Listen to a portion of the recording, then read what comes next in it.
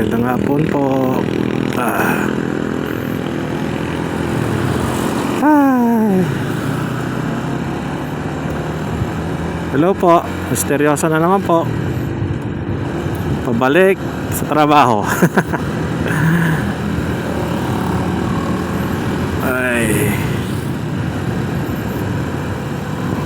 Parang natulog ka lang at ito na naman. Kakain din naman po tayo.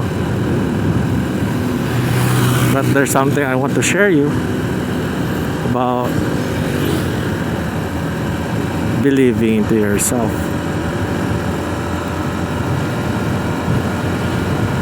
Because about this thing,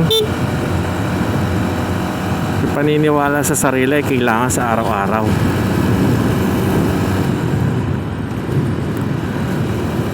Dahil pag minsan nawawalan tayo ng self-confidence nawawalan tayo ng pag-asa ba. Ako kasi tipo ng taong kaya kong gawin ang lahat. Naniniwala ako sa sarili ko, kaya kong gawin to, kaya kong mag-excel. I always take away those negative in my mind. Sabi ko nga pag minsan iniisip ko, ito real talk lang, kaya ko makapag-abroad ulit, kaya ko mapagawa ang bahay, maparenovate ang bahay, kaya ko mag-excel kung ano man meron ako ngayon, kaya ko mag-level up. Yun ang parati ko sinasabi sa sarili ko, yun ang parating na sa utak ko. Believe it or not, every day is a test. Once you believe into yourself and believe in God, everything is impossible. Everything is possible, I mean. Lahat ay posible mangyari. Hindi ka man ma-promote ngayon o next year, but don't stop believe. Believe into yourself that God can do great things into your life. Kasi once naniniwala ka sa sarili mo, tumataas ang confidence mo. Tumataas yung sinasabi natin, nawawala yung takot natin. Na-overcome natin yung obstacle. Yes, we pray to the Lord. And sometimes God give us trouble. Sometimes God give us testing. Para ano? Para saan? Para yung believe mo sa sarili mo umangat. Yung tiwala mo sa sarili mo tumaas. Na kahit anong man bigay sa'yo ng panahon, anong tukso man bigay sa'yo ng demonyo, kaya mo lagpasan. If you start believing to the Lord and you start believing to yourself that you can do everything, I promise you, kung ano man meron ka ngayon araw na to, malalagpasan mo. Kung ano man ang struggles na hinaharap mo ngayon, malalagpasan mo. Just like an example of the 3 Hebrew children na tinapon sa apoy at ni isang buhok sa kanila hindi nasunog. Like Daniel, tinapon sa lion's den, ni dilaan or tikman siya ng leon, hindi nagawa. Because they have both things. They believe in themselves and they believe God. These are the key factors na meron tayo dapat sa buhay, sa pang-araw-araw. You must have a positive heart and a positive mind. And you have this sinasabi natin, action ability. Kasi kung nandun tayo sa believing area at walang action, hindi mangyayari yan. And always never think to quit on your dreams or your goals. Kasi kung nasa utak mo negative and quitting, hindi mangyayari lahat ng gusto mo mangyayari sa buhay mo. Hindi mo ma-overcome ang dapat mo ma-overcome. And always start your day with prayer. Give it to the Lord. Because He will guide everything in your path. Pagkagising mo na sa umaga, keep God first place, talk to Him, pray, read the Bible, and ask for guidance. This is just a short vlog that I would like you to think about. Paggising mo ba sa umaga, are you positive or negative? Are you choosing happiness?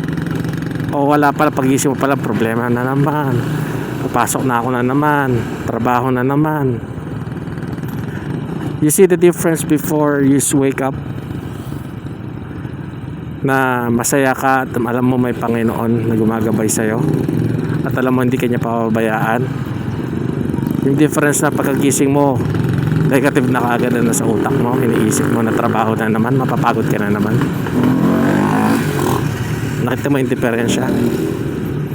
I tell you honestly, if you give it to the Lord and you trust the Lord and you trust yourself that you can overcome it,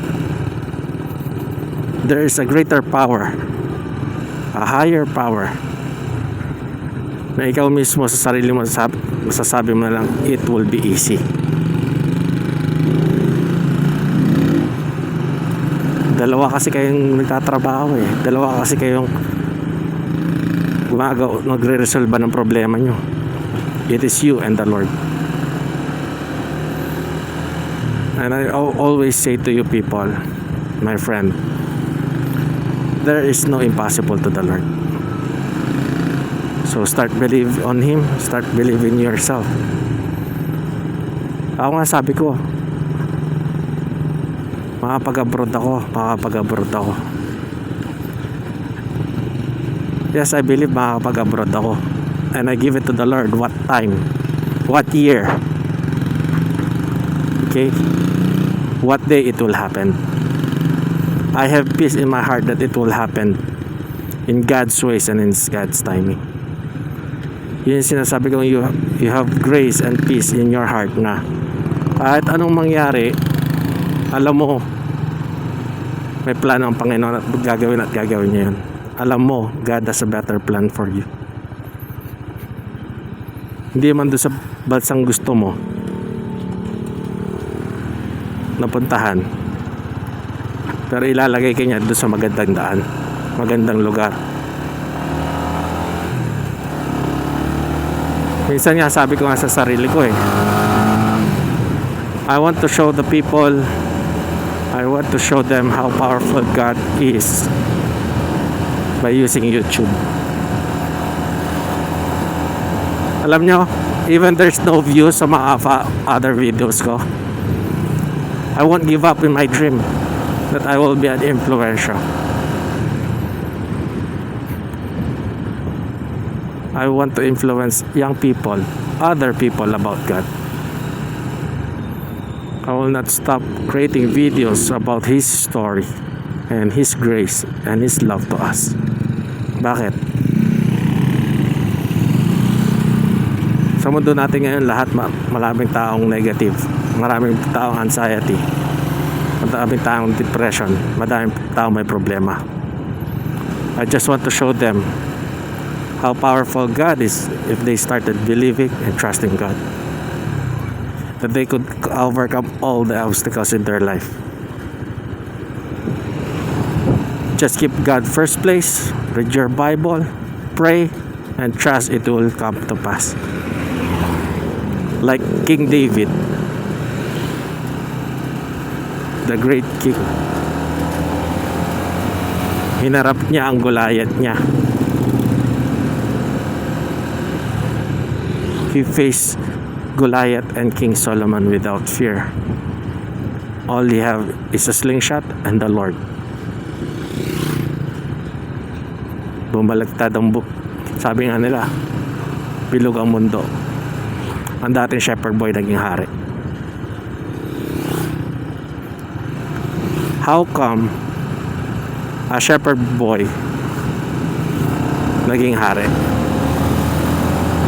Simple answer, there's no impossible with God. Walang imposible sa Panginoon. Once you pray to the Lord and trust Him and believe into yourself that you can do, everything is possible. Please, don't stop believing into yourself. Don't stop trusting the Lord. Don't stop being patient and trust Him in His way. Because it will happen in His timeline, not in your timeline.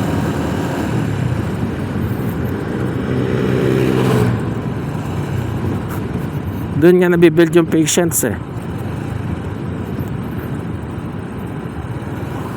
Doon rin nabibuild yung pagiging positive mo. If you're always trusting God, praying to Him, talking to Him, and start believing into yourself that you can do it, there's nothing impossible. Lahat mangyayari. All your dreams will come true.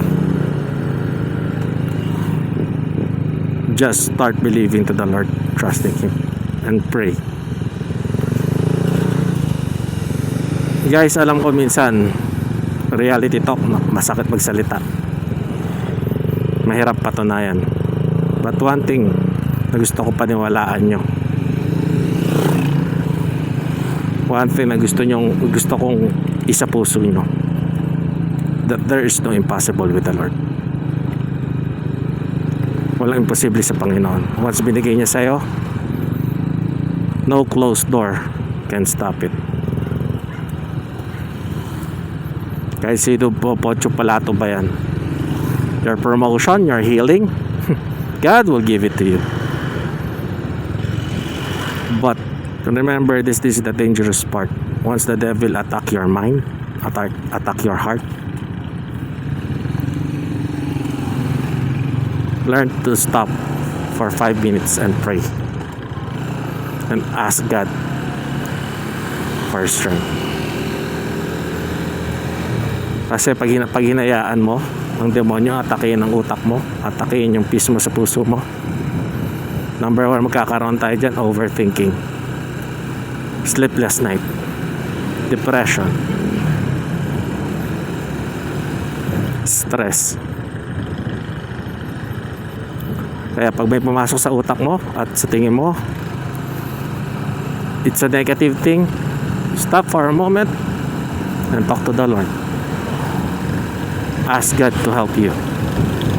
Ask Him to strengthen you. And I promise you guys, mawawala at mawawala yan. Because you know there is a powerful God above us, helping us, strengthening us. So before I close this video, I just want to share something. Okay? Dati lang akong regular na empleyado. Dati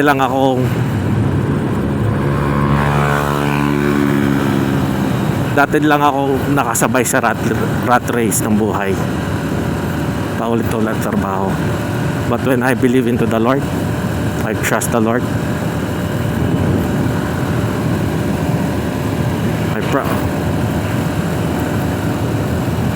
there's something na sabi nga sa sarili ko, there will be great things will happen into my life. I'm just waiting for it. Hindi ako nawawala ng pag-asa.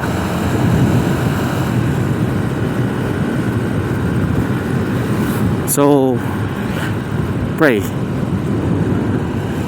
Don't give up on yourself. Believe on yourself. Believe that your dream will happen with the Lord.